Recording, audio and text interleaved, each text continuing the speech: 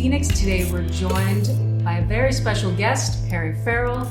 It is my pleasure to introduce him, but first, don't forget to rate and subscribe. Follow us on all socials at LaunchLeft. Welcome, Perry Farrell, to the show. You did it. That was nice. Right? That's like a... Because you know yourself, so yeah. It wasn't too hard. Thank you. It's true. Wow. I'm going to try not to be speechless, mostly because there are a few artists that I admire more that have done more for indie, left of center, outside the box, coloring outside the lines artists, and actually made the most incredible live concert series with that as a focus. All these areas are interest for me, and you've been someone that I've admired in that space forever. So thank you for what you do for weirdo artists everywhere. Yeah, We thank you. Pleasure. I mean, not to mention, obviously, all your prolific music and all the things that you've done in that respect. Something that I just always marvel at is how you have championed the not so centered pop culture-y stuff, and at the same time have the breadth and scope to include that in what you love, as any good, I think, artist does. It's not saying no to anything, but it's saying yes to things that other people are saying no to. Yeah, well, you might like this. Right. While you're at it, you Right. might want to listen to that. It's countercultural. Yeah. That's all that is.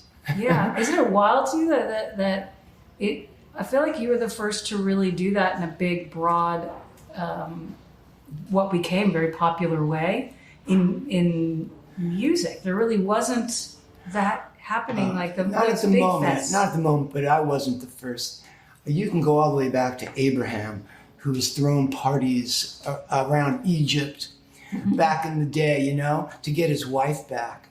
And that's how he got her back. He threw a wild party and then he invited people. And sure enough, the guests that came had his wife. So he got her back. And then fast forward, you've got the great Bill Graham that was throwing big parties, like when the wall came down. I meant the Berlin Wall. Bill Graham. When the wall came down, Pink Floyd played. And who's another influence of mine when we're talking about throwing parties, like good parties to benefit the world? George Harrison, when he threw his party in Bangladesh. Yes. The concert for Bangladesh. I was really influenced by that record, specifically the concert for Bangladesh. Amazing. What do you think about Bob Geldof too? Is he someone he's a great dude, yeah. like that? What he did, I'm trying to remember. Was that Live Aid? Live right? Aid, yeah. That was incredible. I mean, these are my heroes as well, and I include you in that because doing large-scale live events with multi-platform artists is especially what I'm interested in. But even just these huge rock concerts that were organized, where you're bringing in everyone from all different kinds of music and doing to help it affect to give social back. change. Yes, that is always what gets kind of extra cool to me. When you're like, let's actually use it to help. It's so much better than when you're thinking like, oh, that guy's stuff in his pockets, I don't know. Yeah. But when you know that is benefiting the culture, the region, the country, it makes everything that much more gratifying. Now you're doing something in Los Angeles coming up also. Yes. Is this a new? Yeah, it's a new series, Heaven After Dark. So it's, I wanted to reach down deep onto the streets of Los Angeles and pull up new emerging artists. So there'll be music and dance, musicians and dancers, and I want to call them, the performance artists. There you go. I want to keep it varietal. I want to keep it very current, like current event. But the first prerequisite, it's got to be super funky, artistic, and creative, allowing the artists to kind of reflect reflect their environment. In this case, it's downtown LA.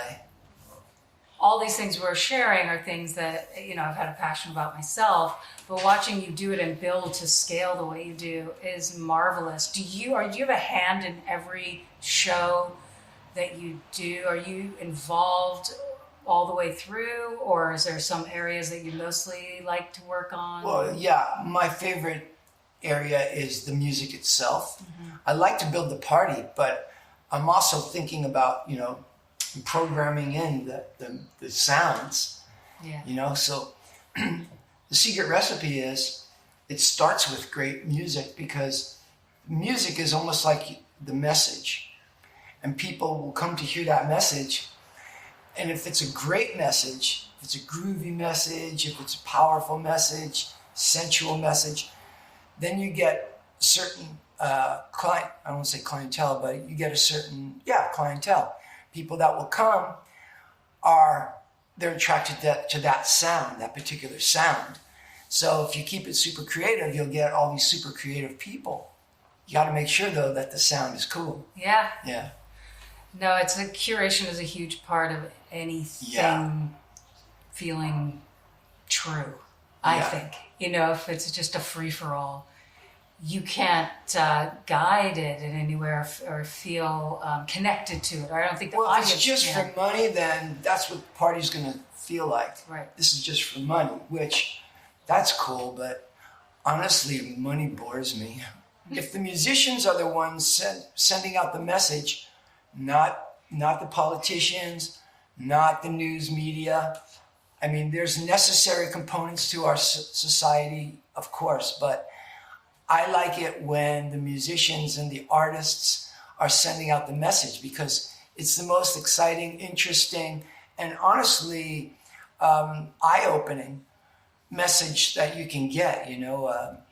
A great song or a great billboard that was taken over by Shepard Fairey, let's say, or Banksy, to me, I love the thought of, we're driving in our car and we're thinking like, oh, let's go get some coffee, and then we got to go to work. And then you see something bizarre that's eye-opening that will make you laugh maybe, but it'll also give you insight. It can happen like that with great art, and it can happen like that with great music too. So it is really transformative when these parties, they're not just for money, they're for so much more. Yeah, so for Heaven After Dark, I know you have a charitable partner, right, or component with the Art of Elysium. Are you involved with them on this one? Yeah, this one I'm working with them. They're great friends, amazing. Yeah, who I love also right now? I love them right now, Core. Yeah, I do know Core. I played a Core. concert for Linda Perry put together a concert at Dodger Stadium. Yeah. We played that. Yeah, they're solid. Yeah, that's fun. They're real solid. Yeah, they really give direct to both those organizations. They practice what they preach. It goes to where it should go. Yeah, and again, because they're in Hollywood, they know how to set up the message. Yeah. So that it's entertaining, insightful, and transformative. Yeah. No, and I think what you touched upon about how art transforms your daily life, and that's the thing is, and you talked about money, we talked about money being so useful for freeing up a creative, an artist to create, and that, like you said, them being able to create something transformative that changes daily life from the grind and the boredom of whatever it might be to something transcendent, and we just don't know how one little thing that we do creatively or that anyone does in our waking life affects someone else, right? We know that it all does. Yes. Everything affects the other thing, so that we know. Yeah.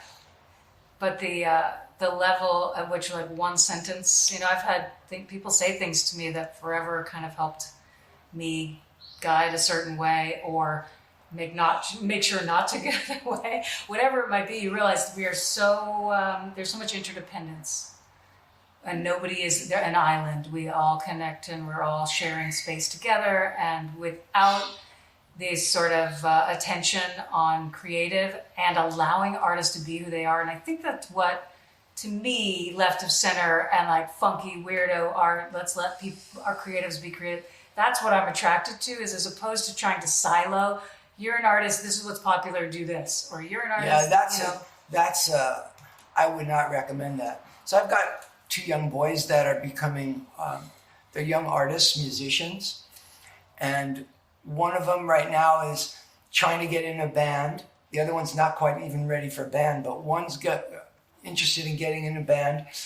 And we always have these breakfast discussions, and he's having a hard time because he says, like, he's not finding people that are into the music that he wants to make. And I said, well, that's a good sign. And he said, why? I said, because you don't want to be copying.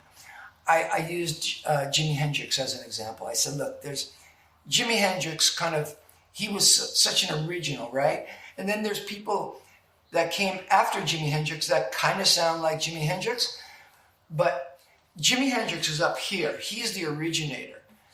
Nobody was making music that he wanted to make. He originated it and made it.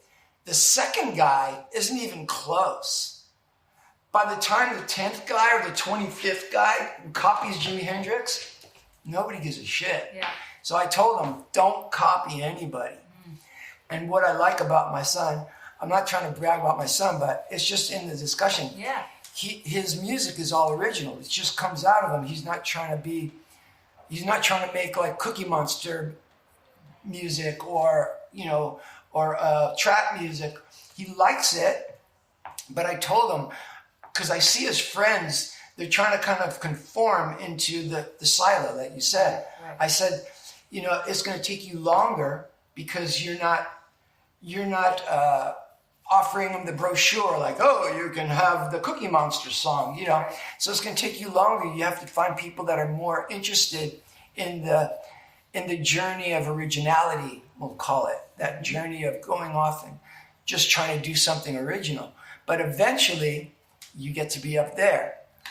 That's the good news. Yeah. You don't want to be 25th, man. It's like anything, right? It's a practice in a sense. That in itself is a practice in maintaining your individuality, creating your own being, and that does lead to, like you said, like that's how you become iconic. I think most of the people that I look up to or think like, whoa, they're icons in rock or art or whatever. Did it their genuine. way? Yeah, they were That's authentically them, Yeah. and they didn't follow the norms or what people told them to. They said, no, I'm doing this. Right. And they got there doing that. And it was just their nature was they just didn't want to. Like, he doesn't want to conform. That's why I told him, no, you're going in the right direction. Just take your time, and I try to rehearse. I try to we have a little setup down in the garage. We're a little garage band, man. Yeah. And I just like jamming off with them. We don't know where we're going. It's like the old days of jazz in the 40s. They got together. It was almost like an athletic experience. You know what I mean? Instead of a basketball, it's musical instruments. And we're like jamming and playing the game and weaving and dodging. It's really cool that you play with your son and that you guys do have music in common. Yeah, it's fantastic. Yeah. I knew it would come. You see, when they were young, they only wanted to hang out with their mother, and it used to bum me out. But then I had a moment of insight when I said to myself, they're going to reach a certain age, they're going to start coming and hanging out with me more as they become men, because they're going to want to know what's the deal with being a man, I think I got him. I think we're entering that era right now. How fun. That's so great. And I know we have Florida in common. I grew up in Gainesville. Really? You were in South Florida. I was all the way in the north. Oh, wow. Yeah, UF Go Gators. Oh, yeah. I was just there. I wasn't sporty, but you were in Gainesville or in Florida? We were just in Florida. We played a rock festival, but it was in Daytona. Mm-hmm. So, wow, Daytona. I haven't been there in a minute. Yeah. I stayed at a crazy Motel 6 there where they airbrushed bikers and their girlfriends on the walls in the hotel rooms. Like, you'd be sleeping and wake up to like someone on a Harley with them staring at you. It was like an airbrush painting the inside. It was so kitschy. They have a big biker community. My brother's a biker, and he's retired now. He was an outlaw biker, but he retired in a biker community in Tampa, Florida. Right. Yeah. I spent some years in Tampa. That's cool. I mean, no one ever really talks about Florida or gives it, name checks it. So good for us for having that moment. Yeah, you know, when I lived there, that was the 70s. I really loved it. It was so much fun. You know, the drugs were incredible in the early 70s with drugs, you know, cocaine. You had, you know, the whole, what was that guy? Scarface, you know, that era. And the drugs were pretty cool with Quaaludes. Drugs today suck. I wouldn't recommend them. Well, that's good. Yeah, they're a bummer. Yeah, 70s. That's interesting. We were there late 80s into early 90s in Gainesville, which was like a great punk scene, like garage punk kind of. And I used to go to concerts up there too. I think I saw Bob Dylan up there during Ronaldo and Clara when he had like the powdered white face. Oh, yeah. Yeah, it was either Gainesville or it could have been Tampa. I think it was Gainesville. You guys have that gator logo. Yeah. Gators. Yeah? Yeah. Yeah, for sure. Maybe at the big football stadium or something. I love Florida. You know, I know they get a bad rap these days, but they have to come through because there's some good people down there. I agree. They love the ocean and the ocean life they take full advantage of. The swamps, you know, with the gators are very important to our country as far as the natural resources and having fresh air. I know that swampland produces lots of oxygen. Like over here, not too far from the airport, as you go to the airport, we have these swamps. You know what I'm talking about? The wetlands, yeah. And I used to bum out and bug out when I would drive down there and they started to like fill it in with buildings and apartment buildings and office buildings, you know? Because if they were to take all that and just mow it down, we would be choking to death. It's already bad enough, you know, the oxygen that we have here with the valley, how it traps a lot of the, shall we say, the road pollution. Carbon monoxide, carbon dioxide, all coming off of the freeways. So it was important to have that there, marshland, because it's creating oxygen. You know, so it's the same thing. Florida is very important in that regard.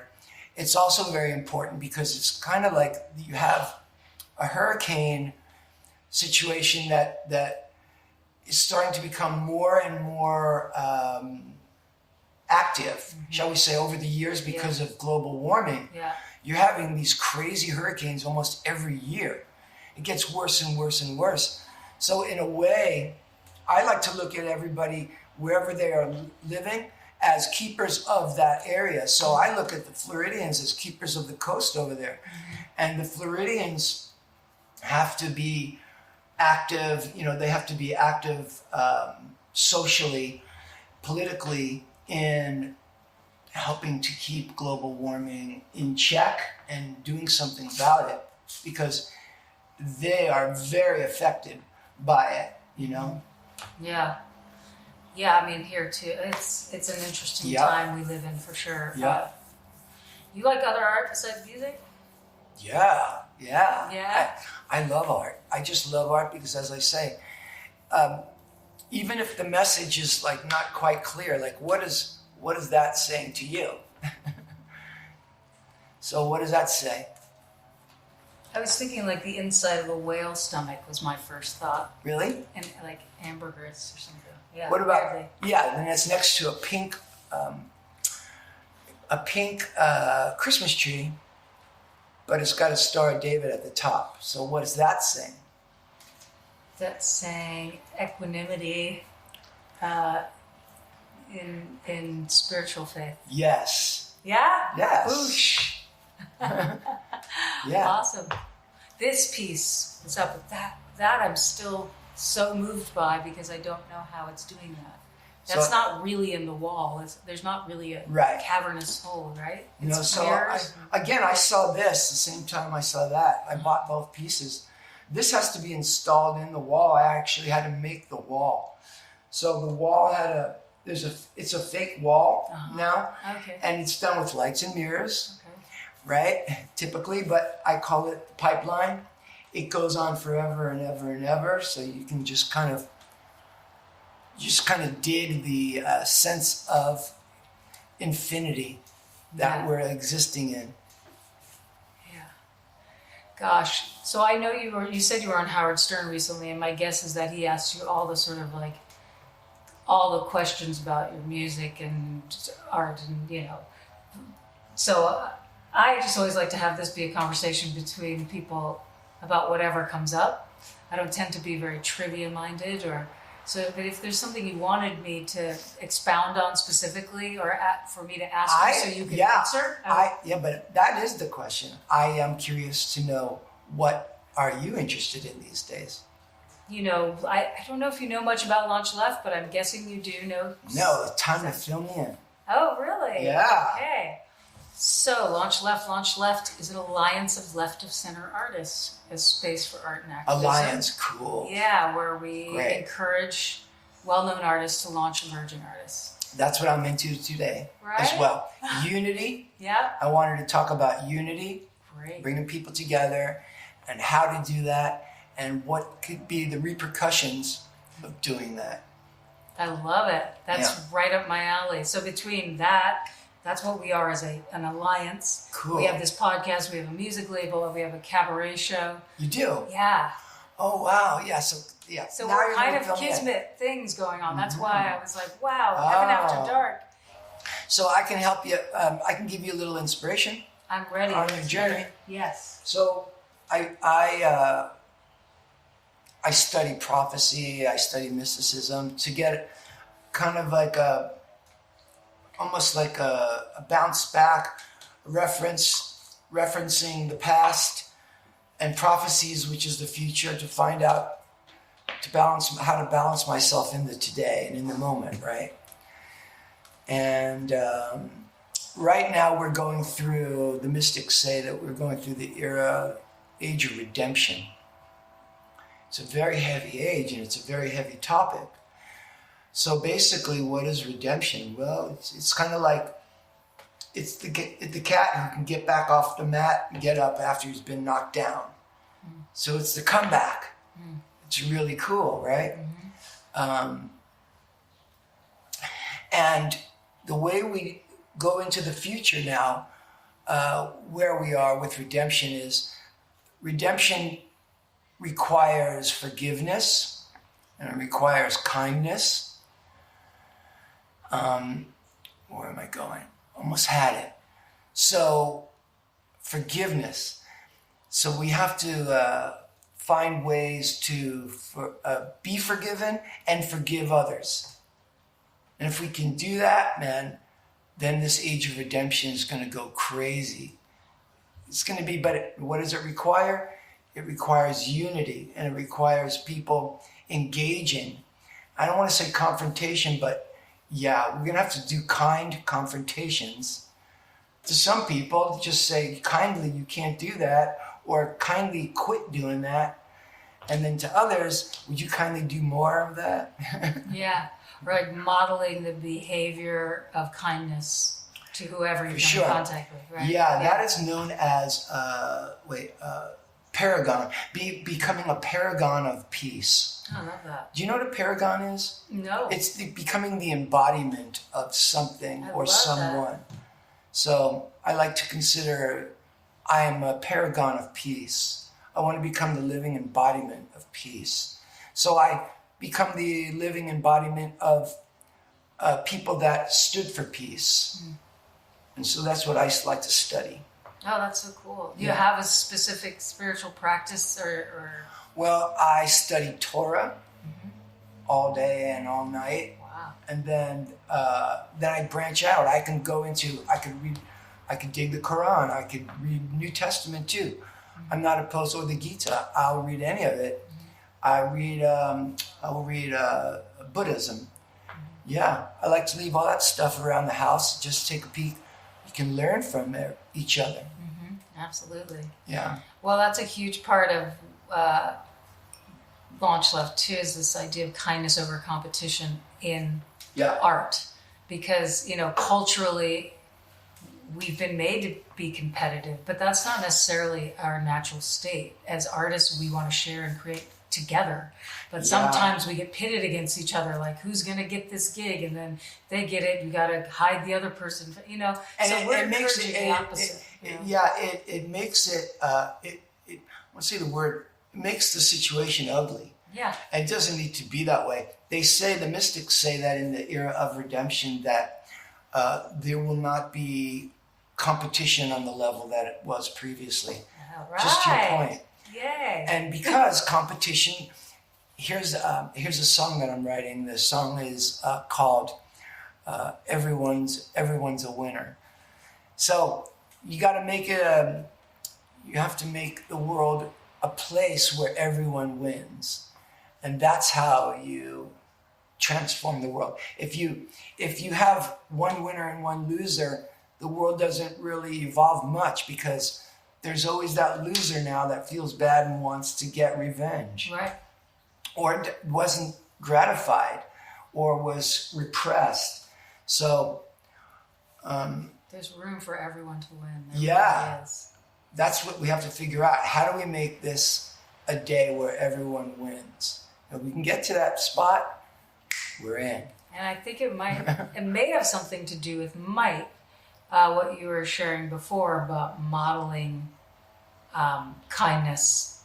Do you know what I mean? Yeah. Because it's amazing how, if you're willing to be accountable or be gentle in situations that are overt and intense, or it changes the molecules in the room. Like, it could have been a fight, but if you and now it's a wedding. Yeah, exactly. Like, you can model like kindness in those tense moments, it can affect the whole situation. That takes, some unlearning of what we have learned in our culture of how to win, right? Yeah. And some reshuffling of the deck to include others.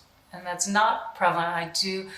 I can't help but go back and say this is, a lot of why the work that you do and what you have done in music and art is incredibly moving to me, because you have paid attention to the underdog and the underrepresented and celebrated that and been like, why is this hiding under the thing? Let's bring this to the light more, let's get weird. The under what'd you call it? The under cared for, shall we say, should be cherished. Then you can get a ton of inspiration in your life by cherishing the underdog. Yeah. Absolutely. So, Heaven After Dark, is that coming soon? Is that a yearly thing? Is it? We're going to make it a monthly. Wow. And we're going to make it global. Wow. Yeah. Fantastic. Yeah. So, let's say we'll do one here. We can't do it monthly quite yet, so we're doing it quarterly. Mm-hmm. But the attitude is, it's like a spec. I could put together a Lollapalooza that would have almost 500,000 people in one city, and then that week, next weekend, you just have a very small party for 150 people, or 350 people. Then you can do another party that's for, 2,000 people or 2,500 people. It's nice to keep people, I don't want to say off balance, because I don't mean to push people off balance, but if they don't know what to expect, then their curiosity raises. Mm-hmm. And that is magnetizing. Mm-hmm. So I like the idea of, as an example, when we did Lollapalooza in Chicago, there were almost 500,000 people. But I did an after party on the rooftop of the Pentry, and there was only maybe 50 people. Mm-hmm. But man, you should have seen how beautiful it was. It was at the top of the Pentry, which was the old Hard Rock, and it was in the open air, And then we had these drones taking pictures of it, you know. So we've got these rocking, I filmed it all. I've got this great footage of us rocking out at the top, really high up in Chicago. So I like to do things like that. I call it for your eyes only. It's a for your eyes only moment. And you can do that with any size crowd. You know, you can do that with 10 people. I did a party, somebody recently sent in footage of Jane's Addiction did a flash mob in, I think, 2005 or 2007 in London. Where was that in London? Covent Gardens with Banksy. So I don't know how many people were there, but there couldn't have been more than 100 people. But now, you know, it was one of those for your eyes only moment that I can imagine, like, there's people walking around that'll be able to say, you know, I was once at Covent Garden, and then they can tell their friend they did that. So epic. Yeah. Yeah. It becomes very valuable, even though you're not smaller, McDonald's, but right. So what? I agree. I love that. I mean, that's super, to me, what you touched upon about when you can magnetize the viewer, because everyone, it seems we have cultural ADD, and so how do you excite someone who's watching a show if they think, oh, it's just going to be this for another 20 minutes, I'm going out for a smoke, what it or is, whatever. exactly. Right. I already know it is. So fun to excite the viewer. Like, to me, that is and a lot of that's what great performers do. You can't leave. You're like, I'm stuck. This is so good. I must watch. I want to know more. Wait a minute. Wait, shut up. He's saying about that, or, you know, now he's doing that. Yeah. The element of surprise. The element of surprise, and also people love to learn too, and they like to feel smart. So when you do art that leaves room, you leave a little room for interpretation. In other words, like, doesn't have to hit you over the head with the message. It can be something that, if the artist is really clever, the witnesser or the viewer or the listener will feel like, oh, I'm smart because I know what they're saying. And, you know, it's almost like an inside joke between us here. Right. There's an element of that is I always like to use. If I was a chef, you know, I would say I use that in my kitchen of making art, the element of making the other person feel smart. Yeah. Education, yeah. That's cool. Well, are there any other topics that you have a burning desire to talk about? Yeah. Do you think there's ever going to be peace in the Middle East? That's a great question. I know that, like, in the Bible, they say that the end times, you know, when there is peace in the Middle East, that's when the shit hits the fan. Is sort of really? This was, you know, I knew people who studied the Bible, and they said that, so I was like, that's interesting, because it seems like the shit's already hit the fan. There's not peace in the Middle East. So maybe because they don't know. Exactly. I know, you know. I think it's the opposite. I think that the end times, I would just go to the Mayans. They ended the calendar in 2013. So, you know, it's over, man. We're starting over now. Yeah. Now we're starting over. So this is a new season, shall we say, for mankind. I pray there's peace in the Middle East, because Me too. I feel that the conflict anywhere in the world is conflict that we're all feeling. It's related. Yeah. It goes all the way there. It's traced. It's like it's our bone marrow. Yeah. It's our DNA. That's where the cradle of civilization was. So I think there's going to be peace too. But I don't think that peace would be possible unless everybody agrees. Yeah, it's true. So that goes back to the unity thing. Exactly. And it's one of those things that if you try to think about it intellectually or conceive of, okay, so how do we get everyone to agree? It's too complicated. But when you think about how things are you can transcend very big questions with loving kindness. Yeah. With like you were saying, unity. Yeah. And then it's just a wonder of how do we get all of us to hum at that level? Right. And is it art? Is it music? That's something I've always believed, like maybe that's it. So let's try that. Let's try art. Yeah. But it could be any number of things. It could be the right time of day with the right message everyone got. We with don't the know. right And band. it's like boom. Or the right band. We got the right band, a headline. There you go. That's what it was. Exactly. The right band, the headline. You never know. But we want to see it happen. It would be wonderful to see it happen while we're here. It's such a short blip. Well, guess what?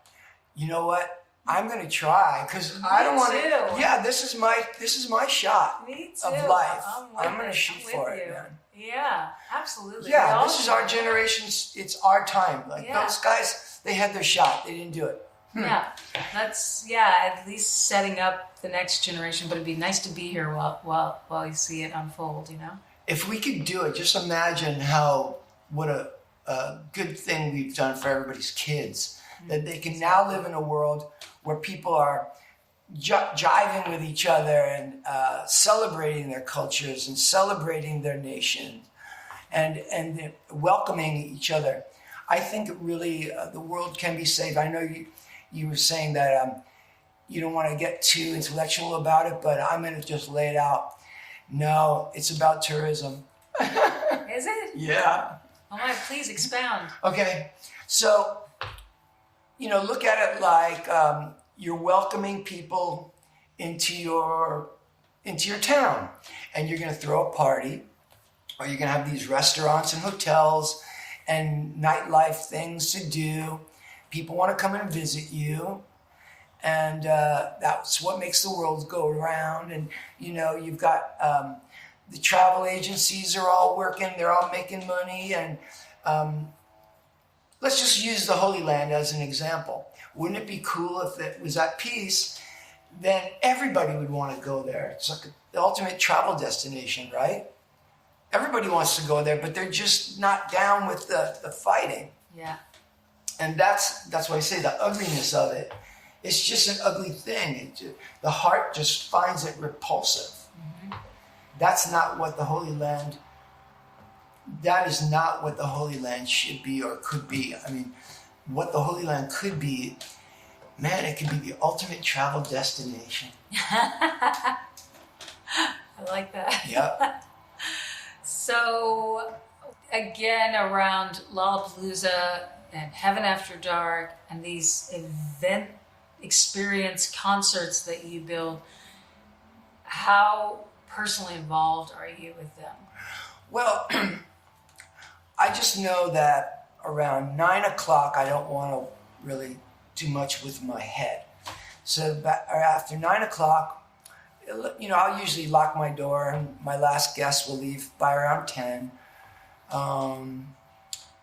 So when I wake up, until then, I just do whatever I can. You know what I mean? I'm just creating, meeting people, talking.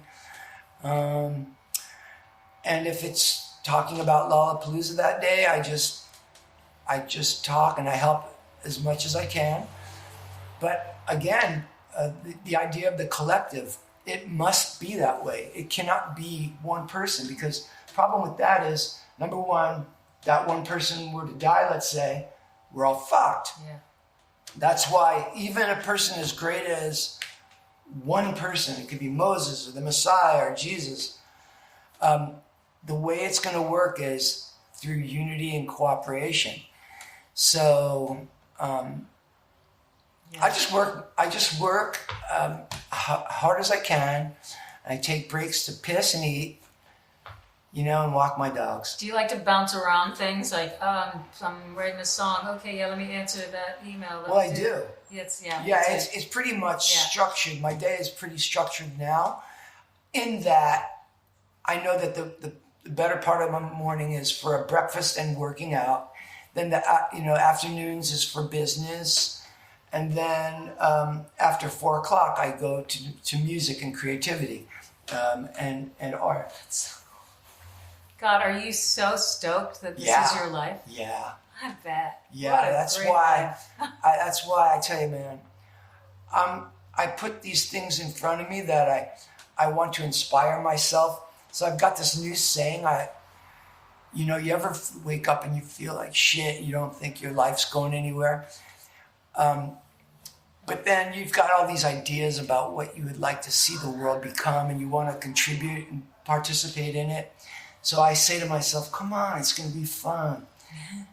And that's the secret. That's my secret. That's Is that simple? Great. I love that. I wrote a song about it. So yesterday, the song is called Come On. It's going to be fun. Come on. It will be fun. You'll hear it. Great. I love your voice too. Thanks. Oh my God, that's so great. Well, I mean, we're so blessed to be artists and creating at this time when things are changing. Everything is changing. I don't know if you've been tracking digital art, NFTs, Web3, this whole sort of it's going new crazy, space right? for music and Yeah. also for film. Yeah. It's like, and it's kind of Wild West, and it will always be because it's moving and volatile and dropping, and that's an exciting new thing for creative artists because there's more ownership, but also there's the ability to dance around and play with it, which in some of the industry-built cultural silos, there is not that freedom as a creative. So to have this new space, especially for emerging artists, where they can try new things and see and fund their film, or it seems to be working. So that's one area I'm kind of like it is nice on. Yeah, it's nice to know that billionaires they dig art. Yeah, you know what I mean? It's like you get a guy in a room at the right gala, and he'll throw down $1 million on something like that. It's pretty fucking cool. Yeah, absolutely, for sure. I know they maybe the patrons of the arts are coming back in that sense, which I always thought was great. It's like however you can set up artists so they can do their thing. Yeah, I think that I'd love to see a whole city that was just. The closest city that I've seen that is super artistic these days, we went to London not too long ago. London's really happening. Yeah. It's so colorful. The colors are bonkers all over the wall. They've got incredible, what do you call them? Street artists.